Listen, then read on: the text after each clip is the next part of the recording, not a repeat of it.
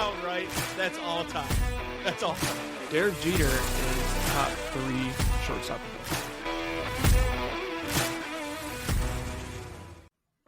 Good morning, good afternoon, good evening. Whenever you're listening to this is Tanks and Tuddies presented by Tubbs and Frankie. As you can see, no Tubbs this week. He is on a work trip, apparently.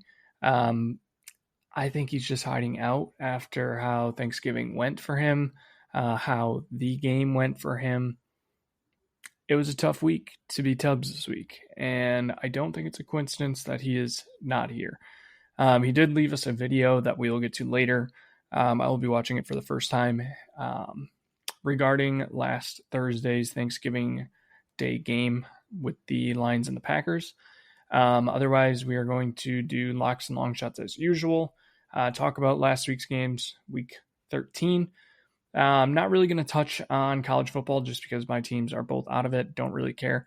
We can touch on the game, Michigan versus Ohio State, for about 10 seconds. And then no parlay this week with Jake not being here.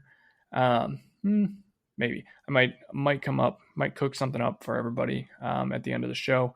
And then we'll do Paige's picks and talk about the models real quick. So starting up at the top, Jake did give us some locks and long shots for the week. Jake is 33, 42, and 2 on his locks. He went 0-2 last week, had the Raiders plus 10 versus the Chargers. That game ended up being not remotely close. 31-14, Chargers won that one. And then he had the Broncos minus 5.5 at the Commanders on Monday Night Football. Never take a favorite spread on primetime. Those games are gross. It was gross, went to overtime. Broncos won by 1. So 2 losses there. Model had a bad week for him last week. So this week, he's taking the Seahawks minus 7.5 against the Falcons. That's actually down to 7. He's getting a bad line. He's taking the Saints plus 8.5 against the Bucks. He's taking the Bears plus 6.5 against the Packers. Bad pick. And then he's taking the Texans plus 3.5 against the Chiefs. Don't hate that. For long shots, he is 12-38. He's still got the long-term play out there of the Lions beating the Packers in the NFC Championship game by at least 6.5. Newsflash. Lions might not even get to the playoffs to have that alive. So last week he had the parlay for the model plus 253. That lost obviously since he went 0-2 on the locks. So this week he's taking the Texans money line plus 150 against the Chiefs. Don't hate it. For my locks, 58 and 49. If you've been paying attention, that means we had a good week last week. To say the least, 5-0 on the locks. With the hot oven baked turkey lock of the week with the Packers plus 2.5. Yes, they were all Thanksgiving themed. We were giving out great picks for Thanksgiving. Packers plus 2.5 was a hit. They won outright. We had the Chiefs Cowboys over 52.5 as the mashed potatoes lock of the week. That hit. 31-28. Went fairly easy over. We had the stuffing lock at Bears plus 7. They won outright. We had the Saints plus 6 as the yeast rolls lock. They only lost by 4, so that hit. And then we had the Vikings Seahawks under 41.5. Corn casserole lock. Some people love it. Some people hate it. Got a dub this week. 5-0 on the locks. Love to see that. This week, all triple diamond locks. I have a lot of them this week. Didn't want to just throw out random stuff, so I'm taking everything that the model loves, and that is 6 different picks. First up, have the Falcons plus 7 versus the Seahawks. I'm not going to lie, I don't love this line. I don't love this game. I don't love the Falcons. But fluke shit has been happening. Saw the Panthers beat the Rams last week at home. Now we get the Falcons at home against what looks like a very good Seahawks team. We know the NFC West can be fluky sometimes. I really like the Seahawks, but the model has the Falcons covering this at plus 7. They actually have the Falcons winning outright in 2 of the 3 models, I believe it was. So maybe I'll sprinkle on Falcons +7. I don't love that, on the Falcons money line. I don't love it, but triple diamond lock nonetheless. Next pick is the Commanders +1.5 against the Vikings. I actually love this one. I don't know who in Vegas has been watching the Vikings play games. They don't have a good quarterback. 9 is not the answer. Max Brosmer is potentially worse. And the Commanders look somewhat decent. They just lost in overtime by 1 to the Broncos on Monday night. There's no reason that the Commanders should not be favored in this game. So give me the Commanders +1.5. I will definitely be taking the money line there, as shown in a little bit in my long shots. Also taking the Colts -1.5 against the Jags. I think this line is skewed for the fact that the Daniel Jones injury and the Colts really just haven't looked that good the last couple weeks. But it is the Jags. The Jags don't really scare me. This game is very much of a fluke bowl. Whoever wins this game doesn't really prove anything. This game is fraud watch. That's what it is. This game is fraud watch. I think whoever loses this game might get a fraud chain on them. Could be very, very fraudulent. The Jags have looked decent all year. Colts have looked phenomenal all year. I think it would be worse if the Colts lost. So I think this is more of a must-win for the Colts than it is for the Jags. So give me the Colts -1.5.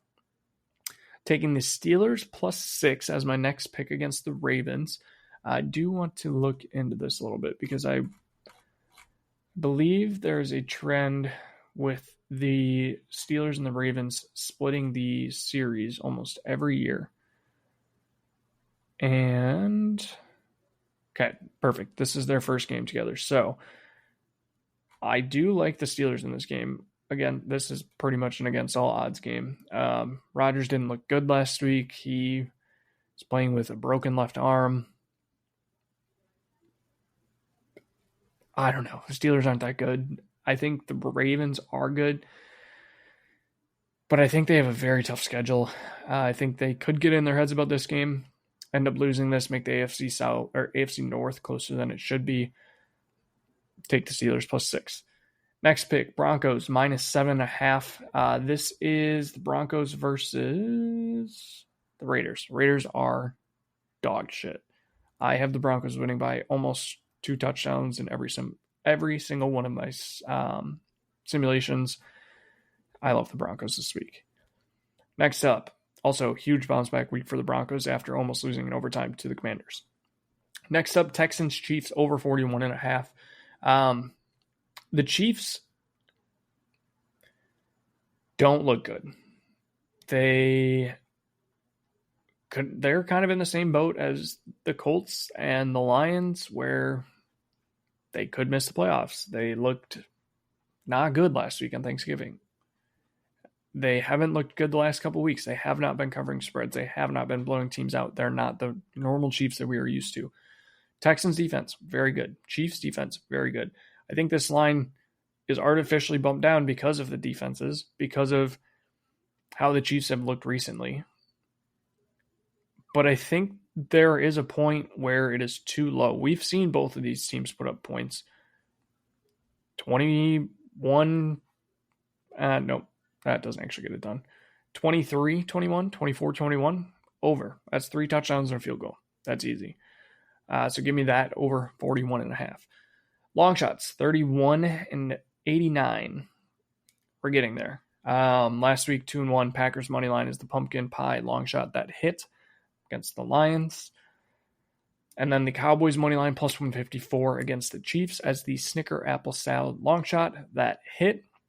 And then we had Wisconsin -6.5 in the battle for the axe, the sweet potato casserole long shot.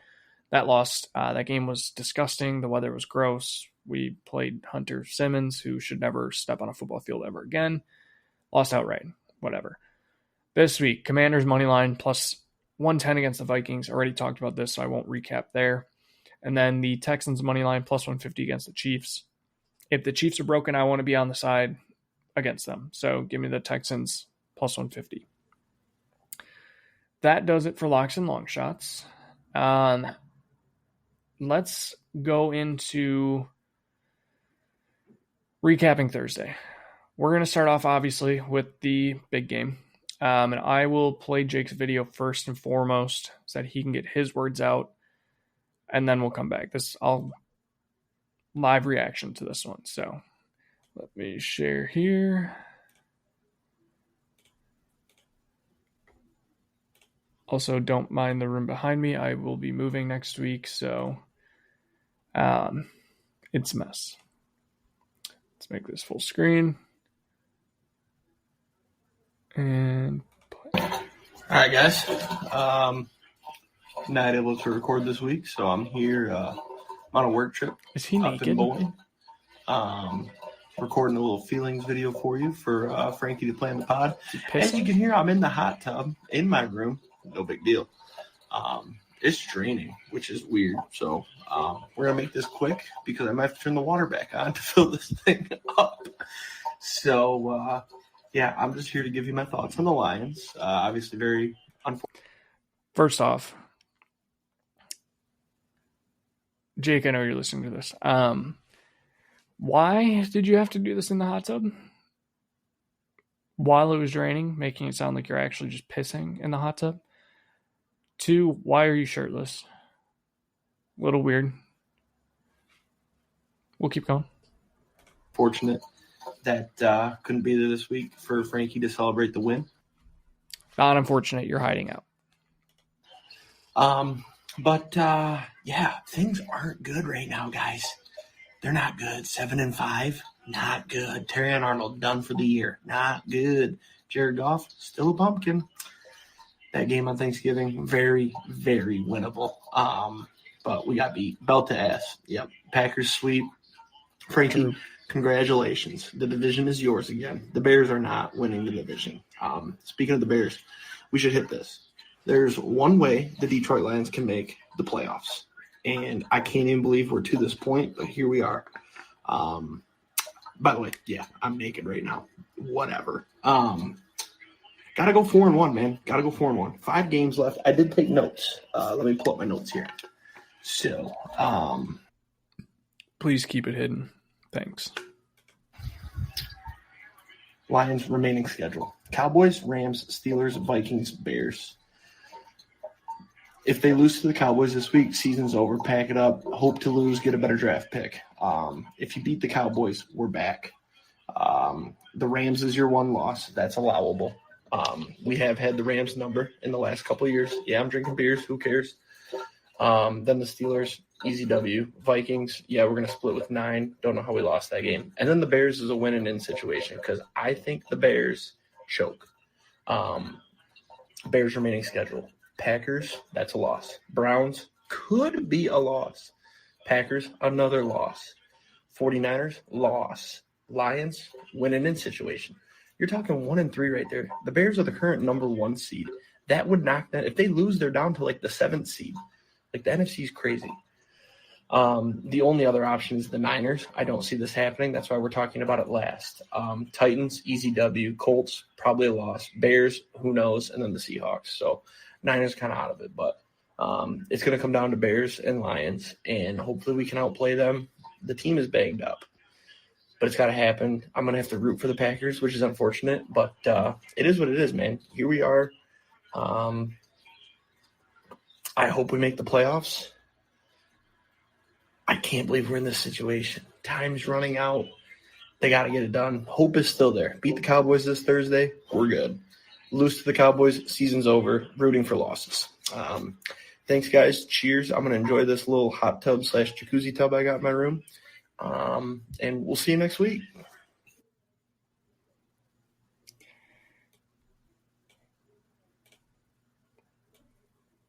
All right. I'm a little weirded out. Not gonna lie, that was a little weird. I will say thanks, Jake, for the congratulations. I'll thank Lions fans for holding down the North for a year-ish. I'll give you guys that. Shout out to Lions fans who went into hiding over the last week. Shout out Stick on X, the everything app, Twitter. Huge Lions fan. I believe his job is for Woodward Sports, does something in Detroit sports media. Had talked shit the entire last 2 seasons about how the Packers team was in poverty, how we were dog shit, how the North ran through Detroit. Detroit was the team to beat, whatever. That's fine last year. Didn't tweet for 2 days leading up to the game. After the game, went silent for 4 days. And his first tweet back was, just wanted to say hi to all the Poverty Packers fans checking in, celebrating regular season wins like the Super Bowl. Perfect example of how the mighty Packers have fallen. See you in the playoffs. That was tweeted on November 29th. Since then, he has over 1,000 comments and 142 likes, 1.9 million impressions. That's a bad look.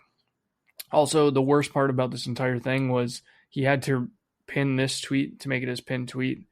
Before that, he previously had an AI-generated picture of what a Super Bowl parade would look like in Detroit. So, that's, yeah. How the mighty have fallen, one would say.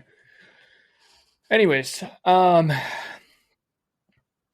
my quick recap on this game is Jordan Love, Toyotathon. I forewarned Jake last week. I said, you guys are getting the first experience of Jordan Love in Toyotathon this year. And it happened. He did everything he needed to. 18 for 30, 234, 4 touchdowns. What more could you ask for a guy who didn't have Jaden Reed, a guy who didn't have Matthew Golden? He made Dontavian Wicks look like a Pro Bowl wide receiver out there. 6 for 94, 2 touchdowns.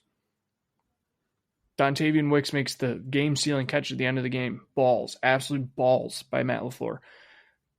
I'll give credit where credit is due. Matt LaFleur called a great game this week. I don't know if this was just stepping up to the competition or what it was. It worked out phenomenally. I loved it. Josh Jacobs, okay game. But not really much to say there. Defense was phenomenal. Micah Parsons showed why he is the best defensive player in the league. 2.5 sacks, which were our only... He was involved in every single sack that we had on Thursday.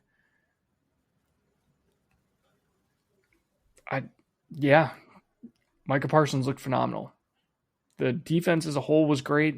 Evan Williams and Xavier McKinney were great. Keyshawn Nixon, great. No picks, but just a lot of great coverage, breaking up a lot of passes. We did force a fumble, didn't recover it. I think this game would have been a little bit different if Amon-Ra didn't get hurt. I don't think it would have mattered. J-Mo did step up like he should have. Isaac Tesla, Tom Kennedy both stepped up. They looked okay. Goff just wasn't good. 20 for 26, 256, 2 touchdowns. Like, that stat line looks good, but if you watch the game, he just wasn't good. He, like Jake said, he was a pumpkin. I mean, the joke has been running in our group chat now for quite a while, how Jared Goff is a literal tree stump in the pocket. And I don't know if there's a better way to personify that. Jared Goff has absolutely zero mobility. And personally, if I'm the Lions, I'm looking to see how quickly I can get a quarterback, because Jared Goff might be done for. Other things on this game. Not really much. I'm excited to see the Packers get healthy. I'd like to see the wide receivers fully healthy, Golden and Reed both back. I think that there's going to be so many weapons on the offense. I'd also like the Packers to have a good first quarter for once. We just never come out ready for the game, which is weird. Jordan Love, though. I sprinkled on Jordan Love to win the MVP this week. think it was plus 2,000, something like that, plus 1,900. So we'll see how that goes. It is Toyotathon. Anything can happen. Lions, looking forward. Jake's got his hopes up for them to make the playoffs. I personally think that they probably don't have that great of a shot. If I was looking at their schedule and had to make a prediction right now, I think they lose to the Cowboys on Thursday. I think that Amon-Ra doesn't end up playing. That alone is going to be a huge, huge deficit. I don't think the Lions defense is that great. I think the Cowboys will be able to score at ease. I'm expecting a shootout, but I could see this being a 35-31 game. Something like that, with the Cowboys coming out on top. It is at home for the Lions, so they do have that. Then they go at the Rams. That's 100% a loss. They're not winning that game. Steelers at home. Toss-up game. Vikings at the Vikings. I hate the Vikings. I hate 9. I don't think he's good. I don't think the Vikings are a good team at all. But in Minnesota, depending on what the offenses look like, they already lost once. Like, what's at home too? Like, what's stopping the Vikings from winning again? And then the Bears, at the Bears. I don't think they win that game. They blew the Bears out the first time. That's week 18 right there. I think the odds for the Lions to make the playoffs right now are around 30%, like statistically around 30%.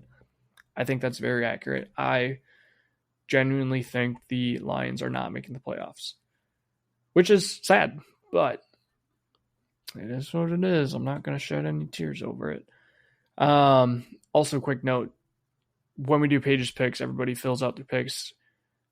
Week 10, Packers-Eagles. Jake put the Eagles, and then he said start the spiral for the Packers. Since he said that, the Packers are 3-1 with their only loss being to the Eagles. The Lions are 2-2 and now potentially out of the playoffs. Also, other update, over under 11.5 wins for the Bean Boozled bet. The Lions would need to, I think it was 11.5, I'm pretty sure. Lions would need to win out for Jake to not have to do the Bean Boozled challenge. The Lions are not beating the Rams, potentially not beating the Cowboys. Therefore, Jake looks like he's got a Bean Boozled challenge coming up for him. All right, that does it for that game. Other Thursday games, honestly, Thanksgiving games were great. All the underdogs won. The Packers, obviously, with the first one. Cowboys beating the Chiefs in an absolute shootout. 31-28. Great game. I don't think there was a lot to say about this one. CD finally ascended back to the lead role over Pickens. Other than that, I mean, it was just a back and forth game. No defense could really stop him. This is part of the reason, maybe it's a recency bias of why I'm taking the Chiefs over this week.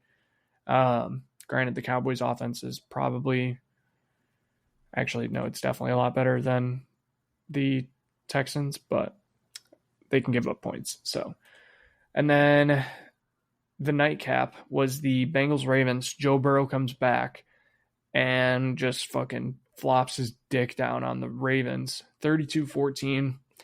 Burrow throws 46 times. 24-46, 261, 2 touchdowns. This could have been so much higher scoring.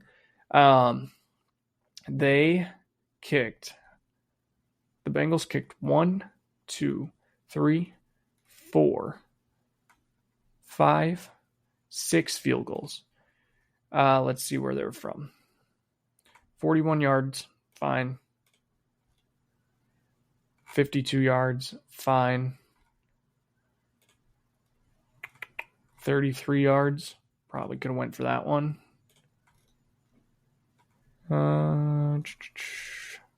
24 yards, definitely could have went for that one. 42 yards. Could have went for that one. And the first one was 31 yards. So out of the 6 field goals that they kicked, they probably could have went for 4 of them. There were multiple chances at the end zone. They just couldn't convert. I also placed a bet on this. I think we need to keep an eye on the Cincinnati Bengals. There is still a path for them to win this division. This division is gross. The Ravens have not pulled away. The Steelers have not pulled away. The Bengals are sitting at 3rd and 4-8 and could win the division at 4-9 if everything goes right. So I did sprinkle on that. Joe Burrow's back. This team is fully healthy outside of Higgins. Higgins is not healthy. But Higgins could be back here within the next couple weeks. Chase Brown's gotten it going. Samaje Perine is kind of filled in as a great backup. I don't understand what's going on with the Ravens. If this is just the typical Ravens, can't win big games. But yeah, Joe Burrow's back, and I think the Bengals might be dangerous. So keep an eye on that game. That wrapped up Thursday's games. If you're still here, go like, subscribe to the podcast. If you're on YouTube, if you're on Spotify or Apple Podcasts, follow the podcasts so that you get all of our notifications and updates for when we release new episodes on Thursdays. Friday's game, Bears-Eagles. This game was such a love-hate for me. I did not want to see the Bears win, but I also didn't want to see the Eagles win. I guess it's fine that the Bears won because now the Packers can just kill their season. I don't understand what happened to the Eagles defense. They went from a team who was not letting anybody run on them to allowing 281 rushing yards. Kyle Monangai rushes for 130. DeAndre Swift rushes for 125. That should not happen. A.J. Brown finally got involved, though. I guess that's a win for the Eagles. I think the thing that pissed me off the most about this game was we've been saying the Bears are frauds. The Bears are frauds. They're not good teams. They haven't played anybody good. They haven't beaten anybody good. And then they go out and beat the Eagles on the road on primetime. Bad luck for us Bears haters. My biggest thing I could say about this is Caleb Williams is not that great still. 17 for 36, 154 yards and a pick and a touchdown. But I'm not afraid of the Bears still. Like it just if the Bears can beat the Packers, then maybe. But until they do, I'm not afraid of them. Sunday's games real quick. 49ers stomped the Browns. Nothing good there. The Jags stomped on the Titans. Texans Colts. Texans win that game. I think that was late. They went on a field goal. No.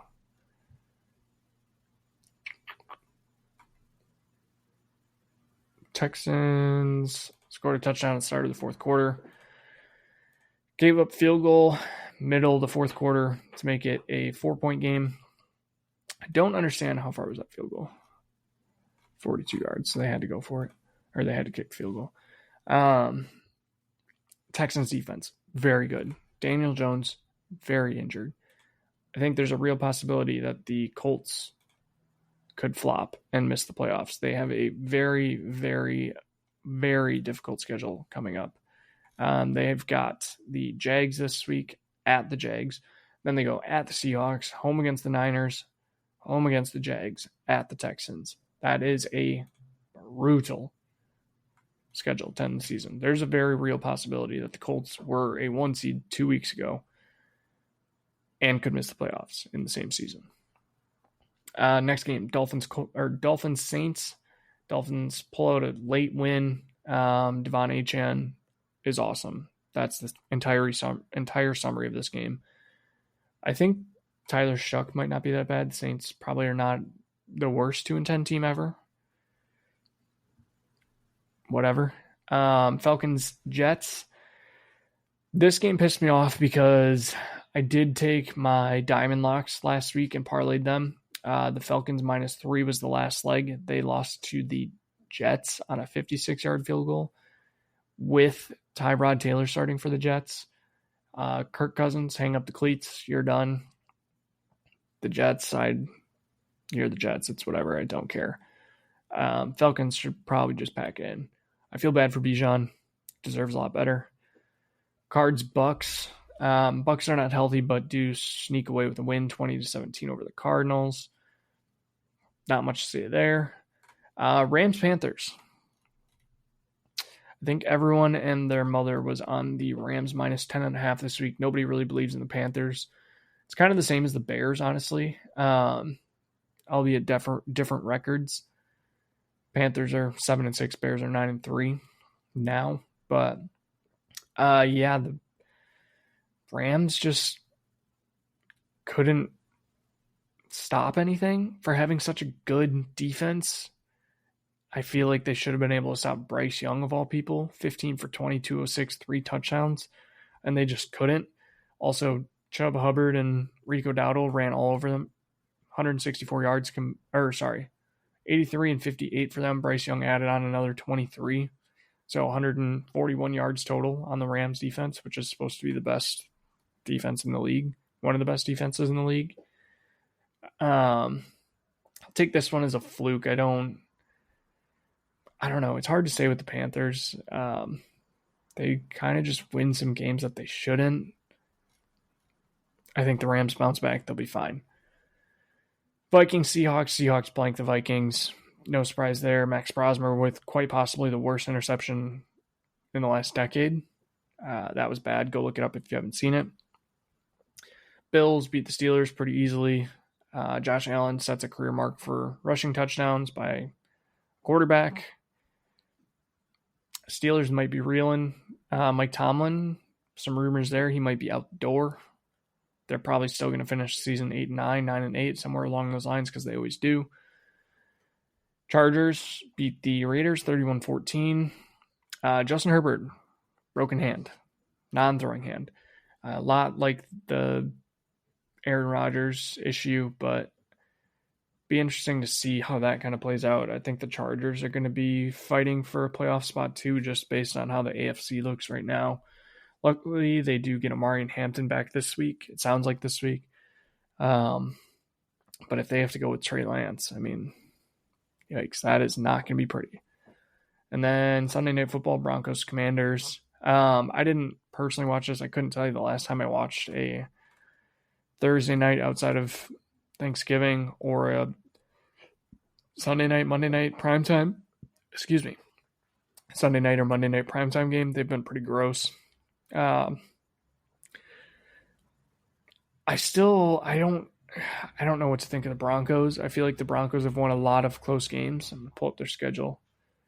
Lost to the Colts by 1, lost to the Chargers by 3, blew out the Bengals with Jake Browning, beat the Eagles by 4, beat the Jets by 2, beat the Giants by 1. Yikes. Blew out the Cowboys, beat the Texans by 3, beat the Raiders by 3, beat the Chiefs by 3, beat the Commanders by 1. Yeah. I don't believe in the Broncos at all. 10-2, and they could easily be 1, 2, 3, 4, 5, 6. They could easily have 6 more losses. So that'd put them 4-8. Honestly, 3-9 if you count the Commanders one in there. Broncos, I would say, are probably a first-round exit this year. They'll make the playoffs, but they're probably a first-round exit. I wonder if I can put money on that. I might have to put money on that. And then Monday night, Patriots, Giants, 33-15, Patriots cruise. Nothing to say on that one. Absolutely nothing. This week, it's Bears week. It is fuck the Bears week. And I want to start it with some Twitter bookmarks that I have. I found one particular person who seems to be delusional on Twitter. There's probably multiple of them because they are Bears fans. The first tweet, I'm just going to read them off first. First tweet says, I legitimately don't understand how any Bears fans think we could split, in quotes, how we could split or lose to Green Bay. There's nothing scary about Green Bay, and anyone who understands team strengths and matchups understands that we heavily match up well against the Packers. We will sweep them 100%. Bookmarked. Next tweet, same person. Packers are about to start a 5-game losing streak, with the Bears going loss, win, win, win, win, loss to finish 12-5. Packers go loss, loss, loss, loss, loss, win to finish 8-1. And he has the lines going win, win, loss, win, win, win to finish 12-5. Already a bad start for him. He says Lions win the NFC North. Bears win a wild card berth. Packers sit at home and twiddle their thumbs. Vikings don't exist during this 9 thing. 9 is spelled N-I-E-N. Not sure what that's about. Would love to beat the Lions to win the division, but they schlacked us so good the first time. Until we beat them, I need to see it. Give him credit. He has been horrifically wrong through 1 week. He said the Bears would lose to lose to the Eagles. They won. He said the Packers would lose to the Lions. They won. And then the Lions, obviously, he said would beat the Packers. False. Not doing good there. Second, he says that the Packers are going to lose the next 5 games, which would be against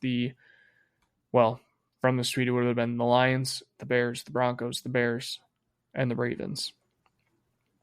Put my nuts on the line and say the Packers go 5-0 on that stretch. He thinks that the Bears are going to beat the Packers twice, beat the Browns, and then beat the 49ers.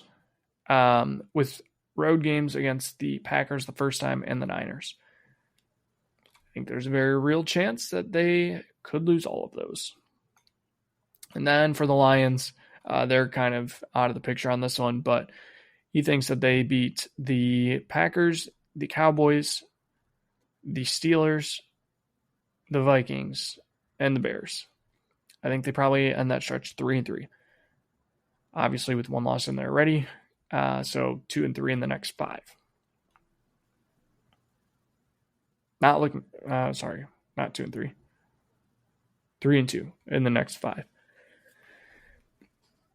I can't wait to expose this fraud. His last tweet. I'll take the high road and not respond individually to every Packers fan who said we would lose to the Eagles. A, because half of you deleted them, and B, because the NFC North runs through Chicago, and C, Caleb Williams owns Lambeau Field. Caleb Williams has 1 win in Lambeau. Let's not forget also that Aaron Rodgers literally is a stakeholder of your entire franchise. Nothing runs through Chicago other than some drugs. When's the last time the Bears have won the division? When's the last time the Bears have been relevant in a division?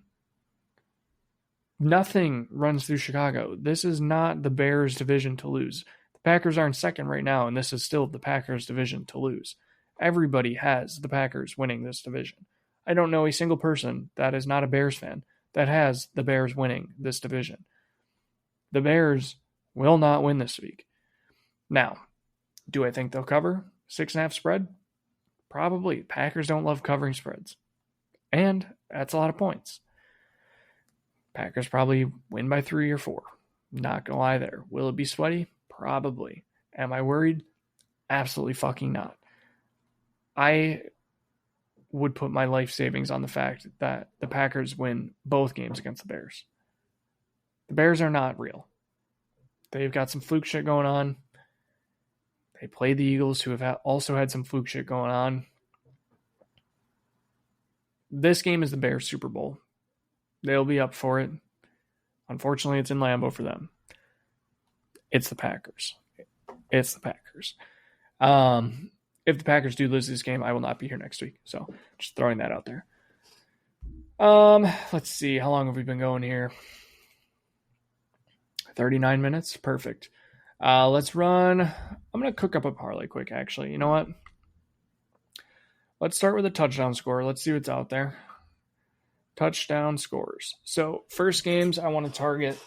I'm not going to target Thursday. Actually, let's look. I think the ones to target this week are going to be Seahawks, Falcons. Seahawks offense, obviously really good. Bengals, Bills, going to be a shootout. I think we could target Colts, Jags. I think we could target the Broncos, singular. I think we could target the Bears, Packers, Rams, Cardinals, potentially. There's a lot of decent games, honestly. And then Texans, Chiefs. I also think we might target. But that's Sunday night, so we'll kind of leave that out. Looking at touchdown scores. Let's check Thursday, potentially. Jamison Williams at plus 105 looks really nice. Isaac Tesla at plus 170 looks really nice. CeeDee Lamb at plus 120 looks really nice. I think we got to go... Okay, I'm throwing CeeDee in there. I don't love taking a Thursday night score for the parlay. It could potentially be killed right away on Thursday. But CeeDee Lamb at plus 120 feels too good to not take in what should be a shootout of a Thursday game. Granted, that's pretty much an oxymoron saying a shootout on a Thursday night game. All right, so we got one leg. I'm going to try and make a four-legger out of this. Let's look Seahawks, Falcons. If JSN is anywhere near plus 120, we're taking him. He's minus 110. Okay, so we're not in on that one. Bengals, Bills. Jamar Chase is minus 140. T. Higgins is plus 130, so it sounds like he'll play. Dalton Kincaid. Yeah, Dalton Kincaid plus 175. Seems easy. Hope he's back. Dalton Kincaid plus 175. I think he sat out last week just so that he could have a fun game this week, which should be a high-scoring game. All right. Colts, Jags. Jonathan Taylor's minus 255. That's disgusting. He has not been good. Skipping that game. Let's check Dolphins, Jets. Devon Achane, minus 140. We could throw that in there. We've got a couple little bit higher odds. Let's take Devon Achane plus one or minus 140. And then let's look at Broncos. Raiders offense is dog shit. RJ Harvey minus 110 or Cortland Sutton plus 170. Let's take RJ Harvey minus 110 and see what we get to. Okay, yeah, I like this. So we're taking CeeDee Lamb plus 120. Dalton Kincaid plus 175. Devon Achane is minus 140. And RJ Harvey is minus 110. Final odds on that. Plus 1880. That is $10 for, I believe that's right. $10 for 198. That is beautiful. Let me place that. And then let's do a four leg. Also, if you're still here, don't forget, like, subscribe, hit the notifications. If you're listening on Spotify, Apple Podcast, wherever you listen to podcasts, follow the podcast, follow the stream, leave a comment, 5-star review, something. Four legs. Think we got to start Sunday night. Let's take the Texans, Chiefs over 41.5. I like that. We'll take two totals and two spreads. Texans, Chiefs over 41.5. Let's see. Ooh, Broncos went to 7.5. If that could bump down to 7, I'd take it. Let's take the Dolphins -2.5. I don't think the Jets will get it done twice in a row. Dolphins -2.5. If I can't find two lines, I'm going to get really disgusting with it. Let's see what totals the model has this week. Bengals, Bills under. No. Saints, Bucks under. Let's see what the Saints and the Bucks are against the totals this year. Saints and Bucks game log trends. Saints are 3-9 on over-unders. Tampa is 6-6 on over-unders. Yeah, give me the Saints Bucks under 42.5. Saints Bucks under 42.5. Under 42.5. And then last leg, we need a spread. What is the biggest lock of the week spread? What about, should we just take the Colts? What do we have for noon games? Oh, we got a Sunday night, a noon game, a noon game. So we need an afternoon game. I think I got to do it. Yeah, it's fuck the Bears week. Give me Packers -6.5. So, what does this come out to? Let me read through the parlays real quick again. 4-leg, Texans Chiefs over 41.5. Dolphins -2.5 against the Jets. Saints Bucks under 42.5. Packers -6.5 comes out to plus 11.34. $10 for $123. Recapping the parlays. So just read the 4-leg touchdown scorer. CeeDee Lamb, Dalton Kincaid, Devon Achane, RJ Harvey plus 1880. All right. I think. Oh, I did say I was gonna talk Ohio State, Michigan. Ohio State blew them out. Michigan season's over. That's about it. I was all over Ohio State. Jake hated me for it. He said there's no way. Yeah, they killed him. So that's the talk of Ohio State, Michigan. I think that does it for everything except for Paige's picks. So let's run through Paige's picks real quick. Recapping the standings last week. Paige coming in leader in the clubhouse last week, 11-5. I went 10-6. Jake went 8-8. He keeps doing all these, thanks for the free one, and then ends up being last that week. So thanks for the free one, Jake. Overall standings, I'm first, 124, 69-1.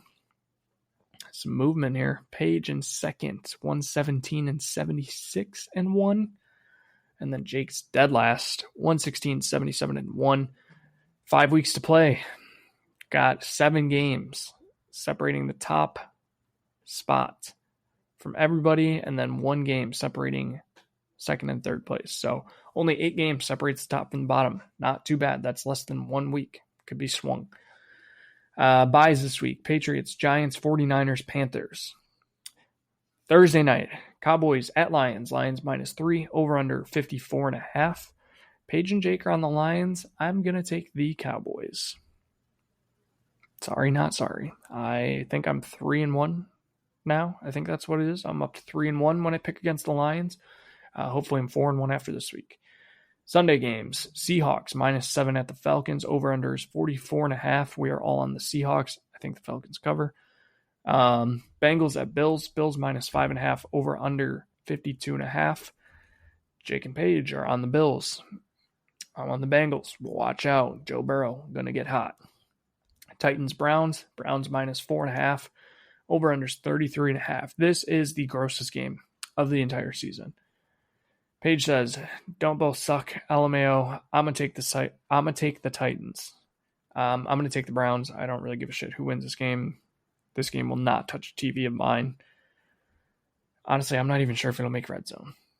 Commanders at Vikings. Vikings are -1.5. Over/under is 41.5. We are all on the Commanders. Probably a bad sign. Dolphins -2.5 at the Jets. Over/under is 40.5. We're all on the Dolphins. Saints at Bucks. Bucks are -8.5. Over/under is 42.5. We're all on the Bucks. Colts at Jags. Jags are -1.5. Over/under is 48.5. Paige and I are on the Colts. Jake is on the Jags. Toss-up game, honestly. Don't hate it. I want to check something real quick. Are the Colts actually favored now? Because I have that as yes, the Colts are favored now. The Jags were originally favored. Colts are now -1.5. So Paige and I are on the Colts. Jake is on the Jags. Steelers at Ravens. Ravens are -6. Over/under is 42.5. Paige and Jake are on the Ravens. I'm on the Steelers. There's a reason I'm in the first here. Afternoon games. Broncos -7.5 at the Raiders. Over/under is 40.5. We're all on the Broncos. Bears at Packers. Packers are -6.5. Over/under is 44.5. We're all on the Packers, but Jake says Bears win at home, though, even though I said different in my video. So he's going back. He thinks that the Packers will win this one, and the Bears will win when they're at home in Week 16. Wrong. Rams -7.5 at the Cardinals. Over/under 48.5. Jake and I are on the Rams. Paige says, "Shoot, I want them both. I'll go with the Rams, but really want the Cardinals to win, so I should get half a point if they do." We don't do points. We do wins and losses and ties, apparently. So that is not happening. I did offer her a tie. She said no. She wanted a half point. So maybe I'll make an asterisk next to her record if the Cardinals win, which they won't. Sunday Night Football, Texans at Chiefs. Chiefs -3.5. Over/under is 41.5. We're all on the Texans. Another bad sign. Yeah, that's bad. Monday Night Football, Eagles -3 at the Chargers. Over/under is 40.5. Paige and Jake are on the Chargers. I'm on the Eagles. We don't even know if Justin Herbert's playing, so give me the Eagles for sure. If Justin Herbert doesn't play, I'm assuming Jake's going to ask for a flip. He's not going to get it. So that wraps us up, I think. Yep, looks like. Oh, models. Jake's model is 10-7-2 to date. He went 0-2 last week. The data-backed model had a huge week. 12-7 last week, up to 20-14 overall.